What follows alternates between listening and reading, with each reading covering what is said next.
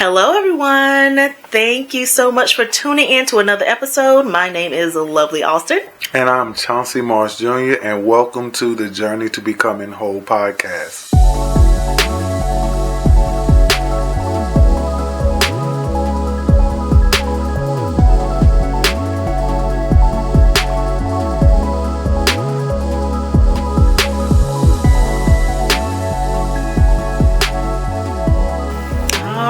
Y'all, we got a touchy one today, okay?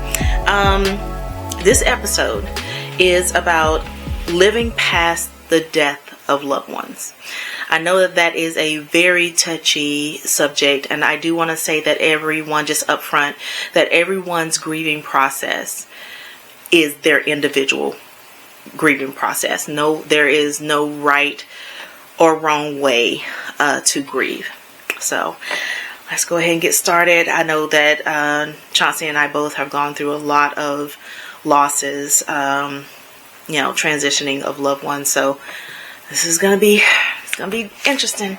I think our title for our podcast will be called "Carrying Love Forward," because this is a very intimate discussion. Death has a very dark emphasis on it, but we wanted to talk about this, so we're discussing the journey past these dark situations. So that's why we named it Carrying Love Forward. So I'm excited, to be honest, to even go down this journey. Wow. So, yeah. Why is it exciting to you? Because again, I've known Chauncey and his family. They are family to us for a very long time. So I know you've gone through a lot of different challenges when it comes to loss. So I'd love for you to start first. I want to say that surprisingly, this is easy for me to talk about versus the opposite. I've gotten comfortable, but that's come through a lot of things. I've gotten counseling, and I've again a lot of self-evaluations, and also learning from other people. Now I want to say that because everything isn't textbook sound information. We can actually lean on other people who's been through what we've been through and kind of get a sense of how they were able to get past things. That is as valuable as what we could research or Google to lean on. The most traumatic thing that I have ever experienced in my life is watching my mother die. I've dealt with multiple forms of trauma and tragedy, but nothing compares to that. I was there when my mother took her last breath. And the depth of the pain I felt when she took her last breath, I told people that I didn't know that there was an invisible umbilical cord with the connection you have to your mama until they pass and it's severed. When my mother stopped breathing, something broke in me. I was right beside her, and so I know that started me on a journey, a difficult journey about my understanding about life. I lost a lot of things in that moment. Now, I'm saying it was a moment, but it had a lasting effect on me. And unfortunately for me, it put me and my family in a whirlwind, in a trajectory that was not only dangerous and reckless, but it could have cost my marriage and my family unit because of it. So I'm very eager to talk about it because I want people to know how important it is for us to embrace our pain. To not gleam over it, nor allowing someone else to make light of it. That part is something that I really want to say, because we don't always understand the effects of the love that we share with someone and then losing them. Someone that is instrumental to our life, and now they're not there in this physical realm, is life altering. Now, I know that there are people who are so mentally strong, they dismiss it, move past it, they accept it for what it is and go on. But when you are in depth and there's a connection with someone like no other, moving past it is a mistake. I did not mourn my mother when she passed. I moved past it for the sake of my family. I moved past it. I didn't stay in it long enough to really mourn everything about what happened leading up to that moment. I didn't. So for me, I told God, well, at least you left me with my dad. And up to that point, me and my dad didn't have a good relationship, but I made it my business to have a complete, wholesome relationship with my dad. And I achieved that. And 11 months later, my dad died in a tragic accident. So I don't care what other people feel about the way I had to deal with the loss of my parents. Yeah, you can't care. I was in my early 30s. My mother died when she was 49, which is almost the year that same age of my wife right now. And my daddy died when he was 51, the age I'm going to become on my next birthday. I was young. I was the head of my family. But when they died, I lost my way. And there was no one to tell me or was willing to help me deal with it. I was told some very cruel things.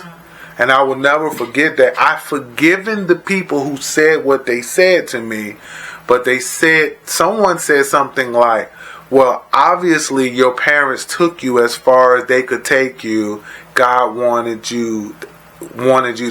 was ready for you to move on. And I thought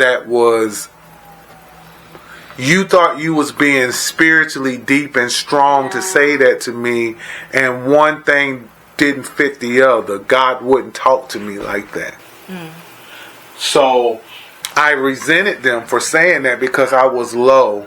Even when we was in the church, I set myself down. I couldn't preach. I couldn't teach. I didn't think I wasn't okay. But people tried to push me on, and I never had time to deal. So at my father's funeral is where the weight of me losing them both hit me.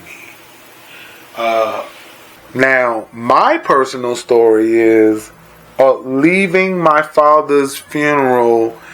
I don't want to get into the details of the family problems and the changes of what we went through burying him. But on the way back home, me and my wife, I'm devastated. But that's when God told me He was calling me to pastor. And I'm like, no, you're not talking to me. Wow. That's a whole nother show. That we'll find out who we really are when the worst things happen to us. Oh. Wow, that's very true. But wow. I didn't know that that day losing both my parents broke my belief system in the reason why I did things, because I realized that everything that I did, it was to make them proud. Oh, wow. So who are you when you don't have anyone to make proud of? Whoa. So wow. I'm saying, this is years later, I'm saying that death affected me in a way where I lost my sense of why I did things. Yeah. Even though I was married, even though I had kids, even though I had friends, a part of me died when my mother died. When she left here and took her last breath, I felt the pain I never felt. And I'm probably going to equate it to something that maybe you ladies will understand, or some ladies out there. It was equivalent to what I see a woman go through without feeling of a miscarriage. Like a loss of life, losing a baby. Yeah. I lost my mother and I lost a part of me. So that required me, after I was sick for a long time, I made a lot of terrible decisions in my life. Yeah. I was susceptible to a lot of things. And when you are not okay, I want to say this to the world, when you're not okay, things that are not okay become okay. Whoa. When you are not okay, things that shouldn't be okay seem okay when you're not okay. Because things will come to agree with the wrong things in you. Yikes. So my family, specifically my wife, I didn't know that burying my mother and father, my wife was going to lose her husband and her best friend. My children didn't know that they were going to lose a present father because I was absent in my mind and heart. Yeah. And I started to gravitate to other people, places, and things to fulfill this void that was now created in my life, because I didn't have a mama and I didn't have a dad. So I just, like I said, I'm very comfortable talking about it because how tumultuous of a time I've been through. We had to kill our first marriage because of my emptiness. Wow. I had a couple of my kids, they ended up being suicidal. They attempted their life because the gates of our home was open, because I was there, but I wasn't protecting the fortitude of the family. Wow. I had to apologize to my wife. I had to apologize to my kids because I didn't know until trauma was so bad. I had to get exposed, and it wasn't even the fact that I was suicidal. It came to a point. The threat of losing my wife was the point. Yeah. Only because the threat of the loss showed me the value of it. Because I wasn't if you're not valuing yourself, you're not valuing other things. Yeah. So that's my low point in all of this, that I stopped valuing myself. I stopped seeing my purpose. Everything I was doing with it that time, even if it was in good intentions, it was hollow. I was only trying to fill that void and that emptiness. So trying to do projects and starting businesses and, you can't do a new thing when the old thing is still present. So I was broken. We're trying to do new things while being broken. It's not going to work. Wow. So that's where my journey is with that. Now we could talk all day on how I got here, but I just wanted to use this as a foundation for my understanding. My foundation I've lost my dad. I lost my brother, my younger brother. Both my grandmothers are gone. I have one grandparent left, my grandfather, Reverend Freeman Brooks.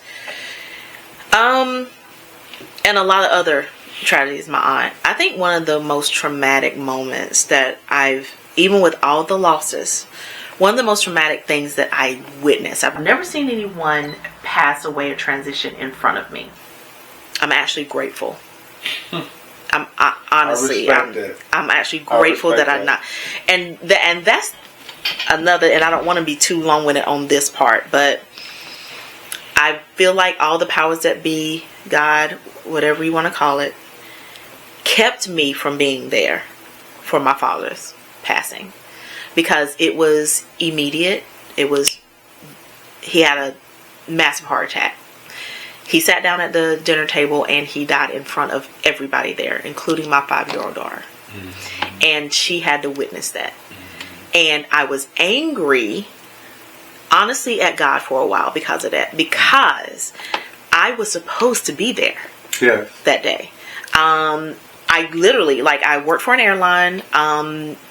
Because I work for an airline, I'm able to fly for free. So I would always fly my daughter out so she can spend time with them. They'll keep her for a couple weeks or whatever, and then I fly her back. And it was a back and forth thing. I had that freedom, thank God.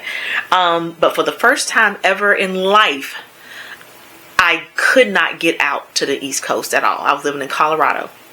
I couldn't get out to the East Coast. No flight.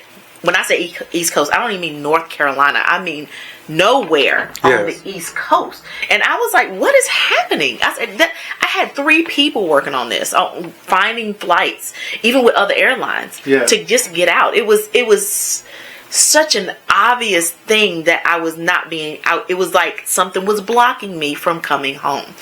And the last person that I talked to, I was saying, look, I'm trying my best to get home. I don't know what's going on, what is happening in the East Coast, that I was thinking maybe some kind of event or something was happening and all the flights were just over. So, and my dad was the last person I talked to. Of course he was so in love with my daughter. They were like 2 peas in the pod. And I'm so glad that they were able to have that time together. Even though she was really young, she still remembers. So I am appreciative of that. Last thing he said, I called him twice. I said, if I don't get a flight out by this date, then I'm going to have to stay and I'll have to try to get her another time. He said, oh, babe, we don't care. We can keep her forever. You know what I'm saying? As far as picking my daughter up. So I was supposed to go and pick her up. So, didn't happen. So once, at a certain point in time when you can't get out, one of the things about working at an airline is if you ever get caught and not able to make a shift because you are flying somewhere, you lose your privileges to fly for free for 3 months. And I didn't want to do that. So I was like, okay, so it's getting a little bit too close to the date, return date, so I'm not going to go at all. So I took a shift and I had an experience. My dad died on a Wednesday. Monday I finally made the call of the same week. I made the call to let them know that I'm probably not going to be able to make it. So because I knew I couldn't make it, I took a shift on Tuesday night, right? That night I had an experience where and this is the part that gets a little bit controversial. It's not for everybody. Take it, leave it. It was my experience, so it is what it is, okay? Death was in my house when I got home. Talk. Go ahead. It literally was. Literally. There was a cat. I had roommates. There was a cat in the house. Besides the cat's owner, I was the only other person that the cat liked. It's like the cat would scratch everybody. And this particular cat, for 2 weeks up to this point, would literally be outside my room door for 2 weeks. It was almost like she was guarding me. And this particular night, she guarded me from going up the stairs. And she put her entire body in front of my feet and literally stopping me. And when it was almost like she can't, of course she's a cat, she can't tell me what's going on. So she was this way in front of my feet. Then she turned this way, pointing up the stairs. Like her body was pointing up the stairs. When I looked up, it was dark up there. So I wasn't paying attention. I didn't really care. I was tired. I was ready to go to bed. And I look up and I see it took a while, but I saw a figure at the top of the stairs. When I see the figure and noticed that it was a figure, I just was like, and it swooped down, went through my body, went out the house to the point where the curtains sprayed. Yes. It was a wind. Yes. In the house. There's no explanation. I saw it. The moment I saw it, it was like it took off. When it went through me, I knew it was death. I knew it was. And at that night, I went up to after this happened. The cat look at me. I look at the cat. The cat goes upstairs. Like the way is clear. Like I was just like, whoa! I can't believe. I go upstairs. I get on my knees in front of my bed, and I was like, God, this is not what I saw for my life, but if it's my time, I'm good. My daughter's with my parents. I don't have to worry about that. You know, I'm far away from home. I'm good. I've lived life. I'm okay. When I woke up the next morning, I was shocked. I thought death was there for me. Yeah. My dad died the next day. So I knew that death was there to warn me. Every time that there is a major thing that's about to happen that is going to affect me emotionally, I get some kind of warning. I understand that. It's some kind of something that lets me know, just brace for impact. And that's exactly what happened. And when my dad died, I was angry because I was like, you knew and you kept me from going. And just as subtle, I'm yelling, mind you, at God. Okay, I'm yelling. I can't believe it. No, I'm going off. And when I was done, I heard in the most slight way, just still calm voice, do you really think that you would have been able to handle seeing that? And I calmed all the way down. Because he was right. I said, you know what? No, I wasn't. I would not have been okay to witness my father pass away like that. I would not have been okay. Because then you would have been a me. So, and I think one of the most traumatizing, even beyond that, another very traumatizing thing, and this is hard for me to talk about to this day. So if I crack a little bit, just understand why. It's fine. My aunt, Teresa, when she passed away, my other aunt was there at the time, and she called my mom. We ran over there. The ambulance didn't get there. We got there before the ambulance, which is kind of weird because the ambulance, they live right down the street from the hospital. Oh, yeah. So I don't know how. We lived on the other side of town. So we get there. My mom, a little bit of history.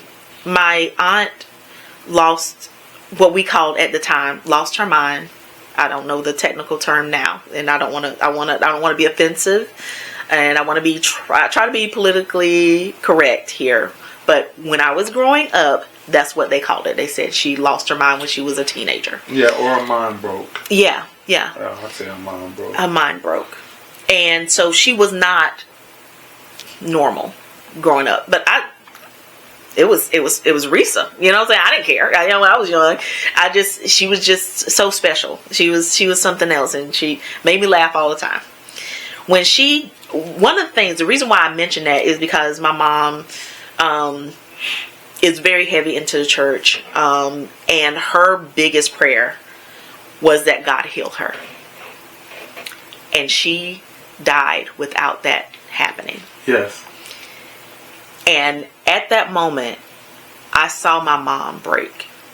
I saw her break in a way I've never seen and that I haven't seen since. Now, I'm not saying that she's not gone through crazy, really, really heartbroken moments since then. It's just I witnessed it this time. And so my aunt was laying there, and she's gone. My mom goes in there and she lays on top of her, body to body, face to face. And she was crying in a way that I've never witnessed before. It was the level of heartbreak I've never seen, to the point where I couldn't stay in the room. She was so hurt because I know she felt like God did not answer her prayer. Yeah. So it was more than just her losing a sister. Yes. Something happened with her in that moment, and that to this day affects me. It was the cry itself that I heard, that that visual and that cry, I will always stay somewhat fresh in my mind forever. And that was hard. That part, not so much losing my aunt, but that part right there was very traumatizing for me.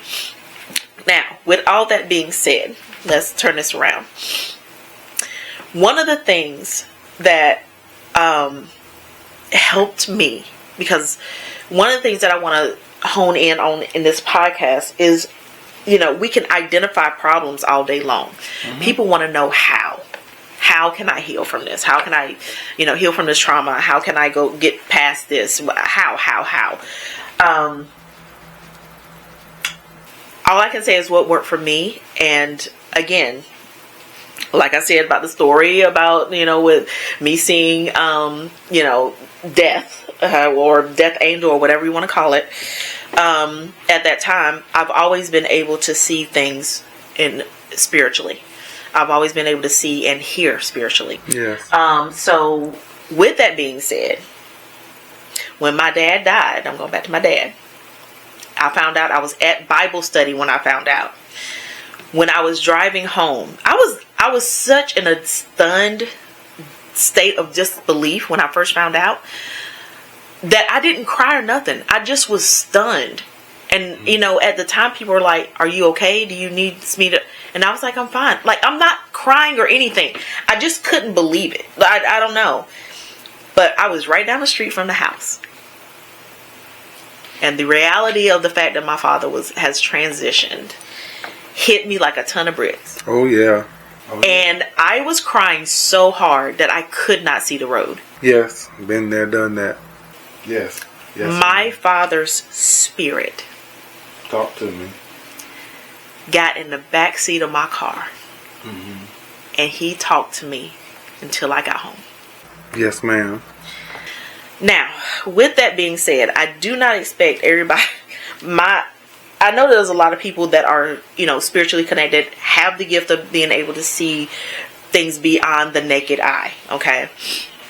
But one of the things that helped me process every death that I've, of loved ones that I've been through, and maybe this is at an advantage for me, but I've always been able to connect with them after death.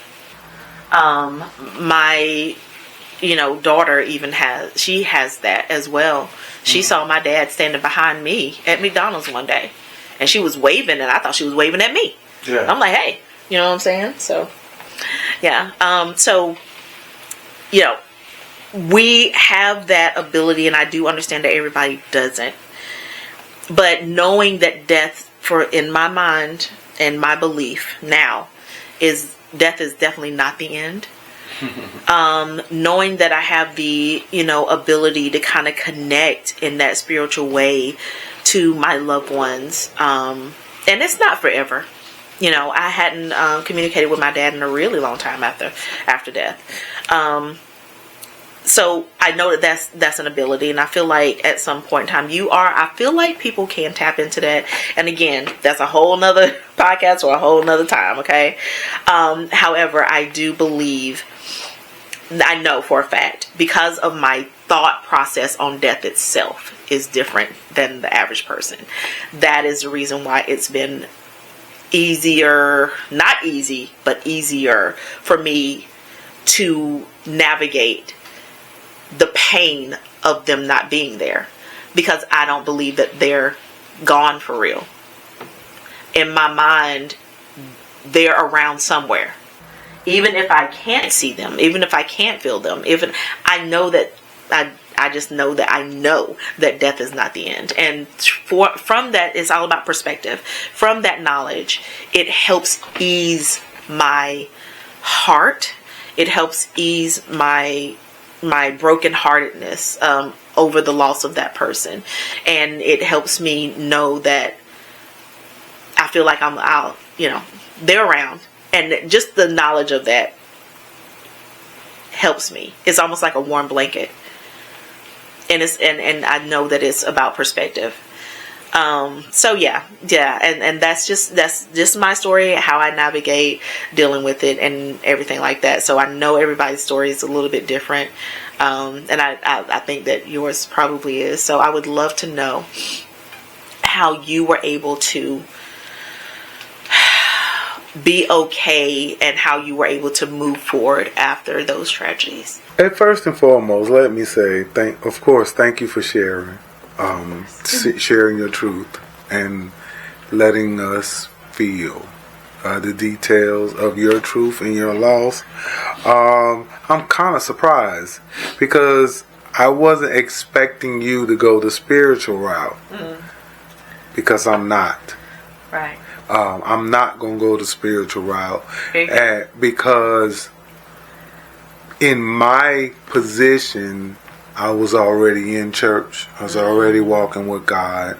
I've been in church since I was a kid. Yes. And you have too. But I'm saying my life was already engulfed with religion and spirituality and the Bible and prayer and the Holy Spirit and all those things.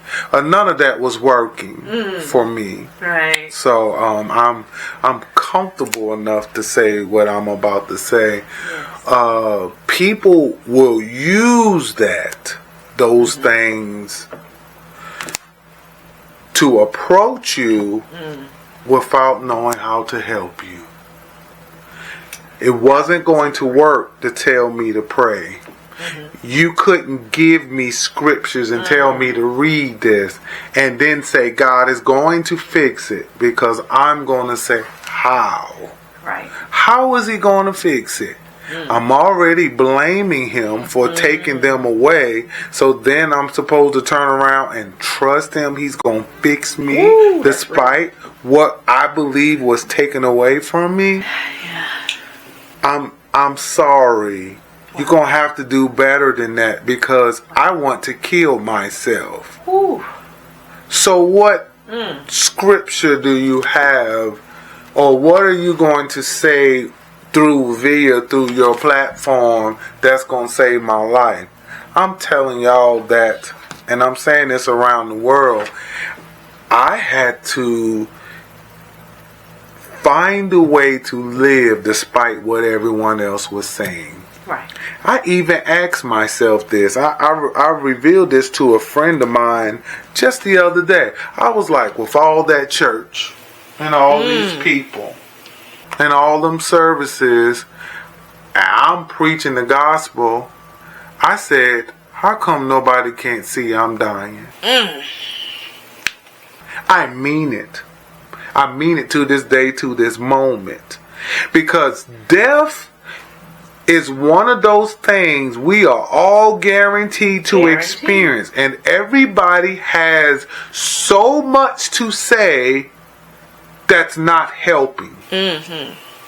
But what they do is fill you up with all of these God things and all these explanations to not deal with the problem at hand, which I somewhat hated people for.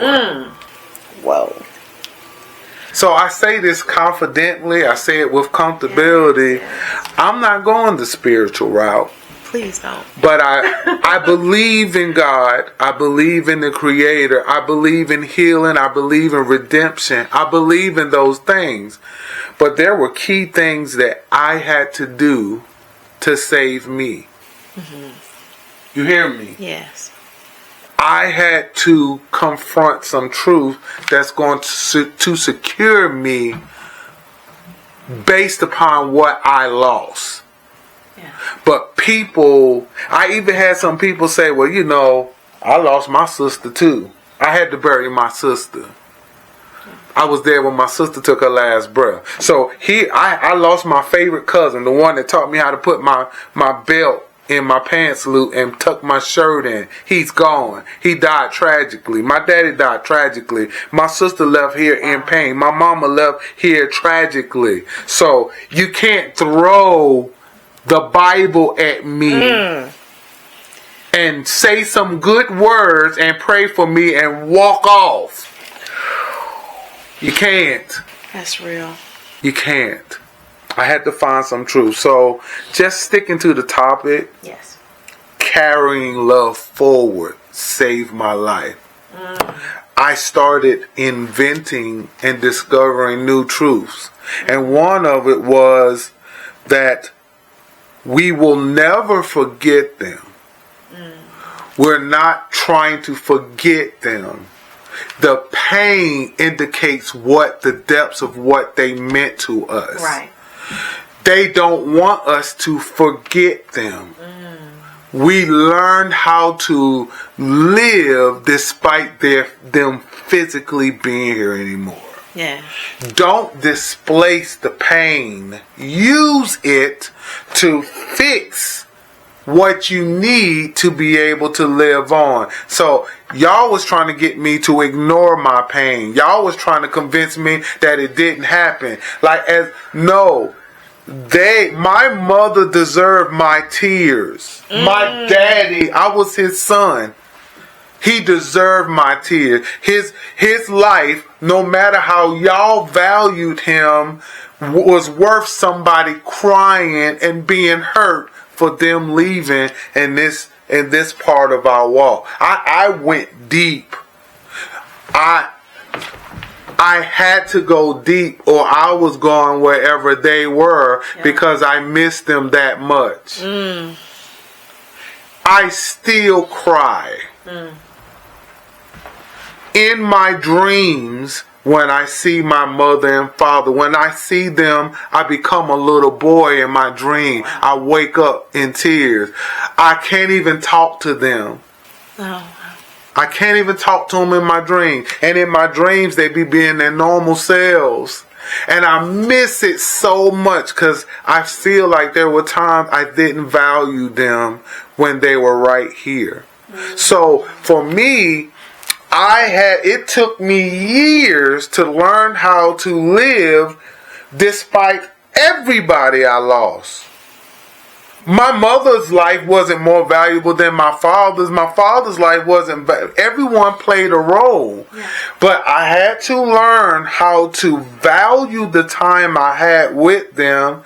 And then I would ask myself questions like, what would they want from me? And that started a new narrative. What would my mother want her son to be? And that is be the best man she had always hoped for. That I began to create a new narrative according to what I believe those persons and their contribution to my life, what was those contributions supposed to be? I'm hearing now. I just heard in the hospital with my grandmother and my uncle this week that they would say, well, you know, your dad was real proud of you. Like, he may not have said things to you, but he talked about you to other people. That's 2026. I'm hearing that. Wow. It was flowers to my soul. Because despite whatever type of man my dad was, I wanted to make him proud by being the best man that I could. So not nobody else, and not a pastor, prophet, teacher, evangelist, not a monk, not that, nobody. I had to go down this trajectory, because I still had fear. Even up to 2 years ago, I would say that. I said this to one of my counselors, and they was appalled when I say that. I was like, they was getting me to confess myself, and I said, I have fear that whoever I love, I said God was going to take them away from me. Well, that's my past. But you wanted me to get past it. But if I got past it, I would have never been fixed. So I don't play them type of games. So what I'm saying to you is, the way that we develop the ability to get past who we lost is take the love and let that restructure according to what they would have wished from us. That's where we start. I am the representation of the best of the man my father was. Wow. That's what I am. I'm sitting here in this podcast being a great example of what he fathered. If you said he messed up, I'm sitting in his stead with his DNA. My mother and my father's DNA is sitting with me with my word. Yeah. I am their creation. So I am one of their greatest accomplishments. So that's how. Wow. How else? My mother and father had a troublesome marriage. How do I make them proud? By fixing my marriage. So I fixed it, Mom. I fixed it, Dad. See, no preacher can talk to me. Nobody can take claim to what I had to do to save my own life. There's not a planet. The only person that I will recognize always is the wife that sat with me through it. That's why I don't care what people say about her. Because God knew, as a 17-year-old boy, I was going to need her. I'm looking for a girlfriend. God sent me an angel to save me in my worst times. Yes. Yes. So my peace come with the truth. Y'all didn't save me. Yes. Y'all couldn't. Right. Your words and your intentions couldn't save me. But me and God, we figured this thing out. I don't live in fear of losing people anymore. Wow. But I'm going to tell you one more important nugget that matters to me and what I'm about to say to all of y'all out there. And that is, the one way that I carry my love forward from the people that are lost is everybody I love, I give them the best every time I'm with them. Every day. Every phone call, every email, every text message. If you are in relationship with me, you know exactly how I feel about you. That's me surviving the tragedy. I'm not living like a tragedy. God. Wow. That's how I fixed the losses. I'm not a loss. I'm purposed. Wow. I am my parents' purpose. God. I told my wife when I left her, I had to go to Texas to get my grandma to help save her life. I told my wife, I was there 2 days. I said, she'll tell you. I told her when I was talking to her through a messenger, I said, hey, I just want you to know, when I come back, you're going to get the best husband you ever had. Because I value your patience with me during the most toughest times in my life. Yes. Because I had a moment to go get my grandmother, help my uncle move her here, and I had to do it in a space where she couldn't come. I got on that bus to go to Texas. The bus went right back by my house, and I felt me leaving my value and my support. But she's done enough. She made my mother and father proud. My mother picked her, and my daddy loved her. Aww. They picked her. They never picked a female I ever was with. The entire existence of me growing up. Yeah. They picked her. Yeah. I live my value in love every day of my life, even when you hurt me. Yeah, let me tell y'all out there, I mean it. I've loved people who intentionally hurt me. That's how I defeat you. Because what you did to me, it was supposed to be some type of death. I defeat death by loving past it. And you can't defeat me in that. So that's how we begin. We get our power back. That's how we win. We begin to get our power. We learn how to live despite what we lose. So that it won't sabotage our future. That's my truth. Sir. Woo! Oh my gosh. Lord, I am a mess. So we are definitely past our time, but I was not about to stop this flow. Okay? No, you are totally fine. No, this because I knew that there are people out there that need to hear what you had to say. Seriously, because there are a lot of people that are hurting in this way and have no idea. I understand that the way I dealt with that is like a very small percentage of people. Okay, very small percentage of people, but more people are where you are or were in this journey. So I'm so glad you shared this.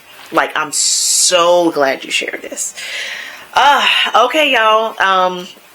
Yeah, I didn't know I didn't mean to get this emotional. Was there any last things that you wanted to say before we? I have a lot to say. I'm just going to say that I didn't want to do this podcast unless we were going to speak our truth. Yeah. Because I'm tired of the games and the falsehood. Yeah. I'm tired. So I am comfortable speaking my truth. Yes. I don't care who it offends. Right.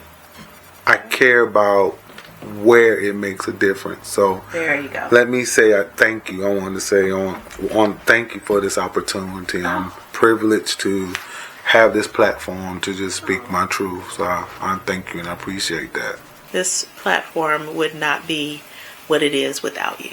So I thank you for accepting the invitation and just being so, teaching us so many things and sharing your truth.